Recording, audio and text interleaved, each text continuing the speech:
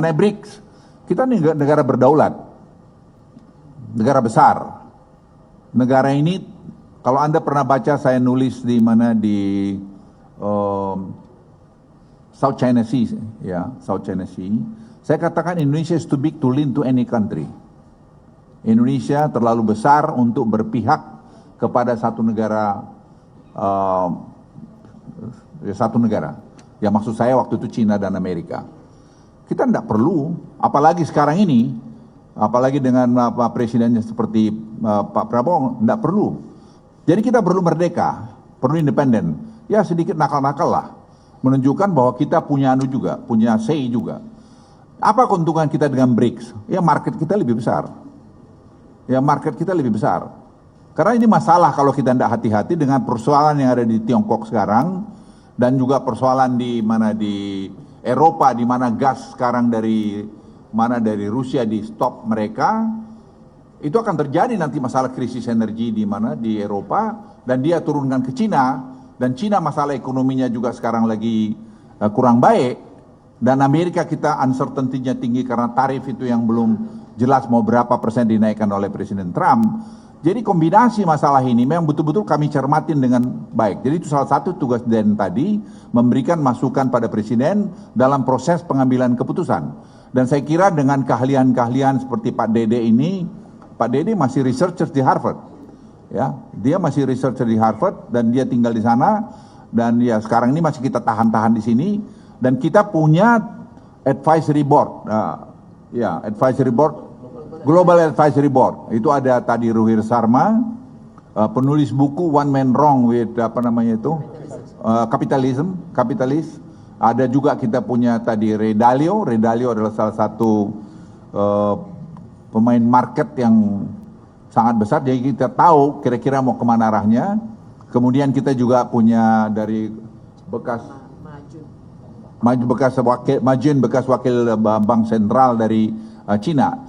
Jadi kita betul-betul mendapatkan informasi yang sangat komprehensif, sehingga kita didiskusikan di dalam konsil, dan itu kita berikan masukan pada Presiden. Jadi saya pikir ini yang dulu waktu zamannya pemerintahan yang lalu kita tidak pernah sempat punya. Kita semua banyak action karena memang kebetulan belum ada ini. Jadi berangkat dari pengalaman itu, dengan ada ini, ya Presiden bilang juga, dia bilang, Pak Ketua, ini berarti saya benar juga membuat Den ini. Ya saya bilang kalau Presiden pasti benar lah, saya bilang gitu. Jadi ingin saya sampaikan pada Anda, ini akan sangat efektif menghadapi keadaan ekonomi dunia dan juga tentu domestik kita sendiri tadi mengenai purchasing power kita yang agak lemah, bagaimana kita dorong. Sekarang jawaban-jawaban itu disiapkan, karena saya pikir seperti Pak Arif Ansori, ya dia dengan kepakarannya dia punya kebebasan untuk melakukan sekarang studi apa yang harus kita lakukan dengan data-data yang ada. Kemudian kita juga nangkap dari market dengan adanya si Harry adalah di market yang menangkap tadi bagaimana market merespon setiap policy yang kita buat, dan apa yang market tidak suka dengan kita, supaya kita segera respons juga untuk ke depan. Jadi saya pikir kami cukup kredibel menurut saya untuk memberikan respons untuk Indonesia bisa high income country paling tidak 2040, menjadi negara maju mungkin 2050 ke depan. Saya sangat confidence melihat itu karena kita punya hilirisasi, kita punya tadi macam-macam hilirisasi sudah, dan tadi genomic sequencing yang akan dibuat sehingga bibit-bibit kita perbaiki.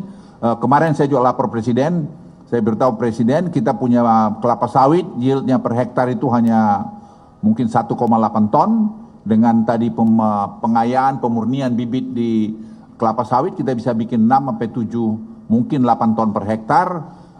Jadi kalau kita punya 16 juta, mungkin kita tetap target kita 100 juta ton per tahun untuk produksi kelapa sawit bisa kita capai, sehingga nanti kebutuhan untuk pangan dan kebutuhan untuk tadi minyak goreng dan kebutuhan ekspor itu masih bisa terpenuhi. Jadi semua kita lihat equilibriumnya, Misalnya kita juga melihat bibit bawang putih, kita import $700 juta setahun, 770. Sekarang kalau kita punya bibit sendiri, ya katakan 20% kita bisa penuhi bertahap, karena itu butuh waktu untuk bikin genom itu.